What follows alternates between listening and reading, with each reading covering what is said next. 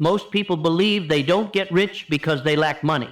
That's the lie. Money is not the barrier. Behavior is. And the behavior that keeps people broke is so normalized, so socially accepted, that nobody questions it. They live inside it, defend it, build their entire identity around it. Here's the uncomfortable truth. Most people never get rich because they are trained to optimize for security instead of leverage.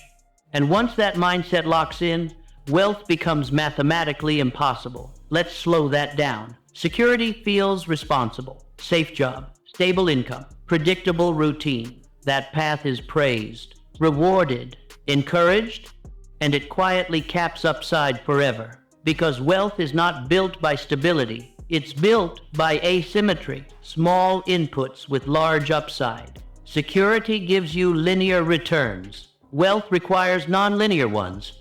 Most people never even enter the game. Now let's talk about how this starts. From childhood, you're taught to minimize risk. Don't fail. Don't fall behind. Don't stand out. So you learn to protect income, protect reputation, protect comfort. That protection becomes instinct, and instinct decides behavior. Wealth requires the opposite instinct, to expose, to risk, to delay comfort, so most people self-select out before money is ever involved. Now let's talk about effort. People think rich people work harder. Sometimes they do, often they don't. The difference is where effort is applied. Most people trade time for money, hours for dollars. That caps income immediately. There are only so many hours. Rich people trade effort for ownership, assets, equity, systems. Ownership scales. Time doesn't. Most people know this intellectually. They don't act on it because acting on it feels unsafe early. Now let's talk about the real trap. Most people are busy, constantly. Emails, meetings, tasks. Busyness feels productive. It's not. Busyness is often avoidance. Avoidance of thinking long-term. Avoidance of risk. Avoidance of responsibility for outcomes. Wealth requires focus on a few high-leverage decisions. Most people spread attention thin. Thin attention produces thin results. Now let's talk about income ceilings. Every job has one, even high-paying ones. You can negotiate, climb, optimize, but eventually you hit a wall. Most people stay inside that wall forever because leaving it requires uncertainty, and uncertainty feels dangerous, so they stay successful and capped. Now let's talk about consumption. This is where things get ugly. Most people use money to signal progress, not to build it. Better car, bigger house, lifestyle upgrades. Those purchases feel like success. They're anchors. They increase fixed costs. Fixed costs destroy optionality. Optionality is the foundation of wealth. Rich people delay lifestyle, not because they're cheap, because they value freedom more than appearance. Most people choose appearance. Now let's talk about debt. Not all debt is bad, but most people use debt to consume, not to build. Consumption debt locks future income. It forces obedience. You can't take risk when you're trapped by payments. So, debt quietly removes leverage. Now let's talk about time preference. This is critical. Most people prioritize short-term comfort over long-term gain. They want rewards now, rest now, ease now. Wealth requires delayed gratification, not once, repeatedly. For years, most people don't fail at wealth. They never commit to delay long enough. Now let's talk about thinking. Most people think tactically. How do I earn more this month? How do I save a bit? Those questions keep you small. Rich people think structurally. How do I create something that earns without me? How do I remove myself from linear effort? Structure beats tactics, every time. Now let's talk about fear again. Fear of failure. Fear of looking stupid. Fear of losing status. That fear keeps people in familiar lanes, even when those lanes lead nowhere. Wealth requires entering unfamiliar territory, where you're bad at first, where you look foolish. Most people avoid that at all costs. They'd rather stay poor and competent than rich and inexperienced. Now let's talk about the biggest myth. Someone like me can't get rich. That belief is comforting. It absolves responsibility. If it's impossible, you don't have to try. But wealth is not about background. It's about behavior over time. And most people repeat the same behaviors forever. Now let's talk about patience. People want fast results. They look for hacks, shortcuts, schemes. Those don't work. Wealth is slow at first, painfully slow, then it accelerates. Most people quit in the slow phase because it feels like nothing is happening, but everything is compounding. They just can't see it yet. Now let's talk about social pressure. This matters. When you pursue wealth seriously, you diverge. Your choices look strange. Your priorities change. People question you. That pressure pushes people back into normality. Normality is safe. Normality is broke. Most people choose belonging over wealth. Now, let's talk about education. School teaches you to follow instructions, meet expectations, avoid mistakes.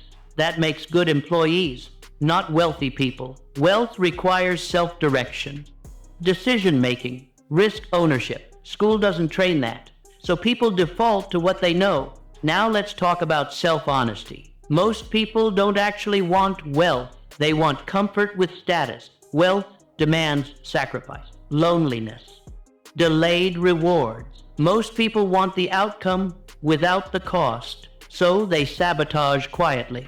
Now let's talk about the final trap. Most people confuse income with wealth.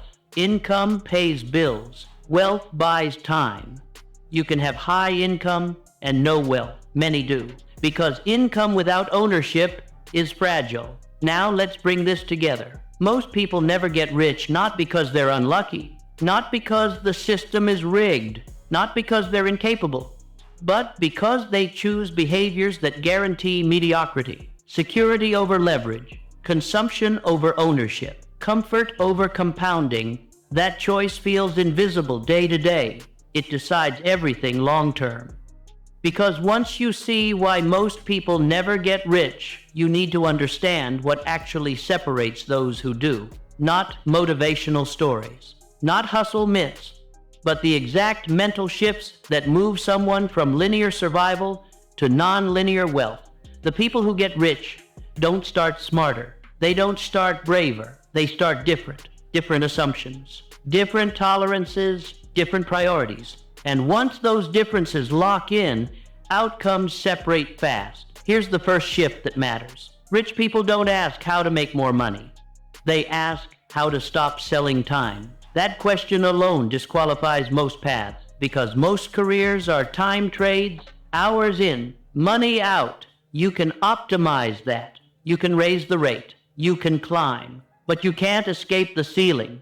Wealth requires uncoupling effort from income. That means ownership, equity, systems. Most people understand this. They just don't act on it because the early phase pays less than security. Now let's talk about that early phase.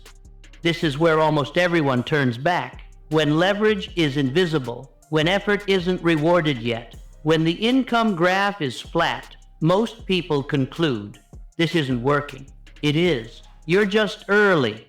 Rich people tolerate long periods of imbalance. Effort is greater than reward. They don't interpret that as failure. They interpret it as investment. Most people can't tolerate that gap, so they retreat to wages. Now let's talk about risk.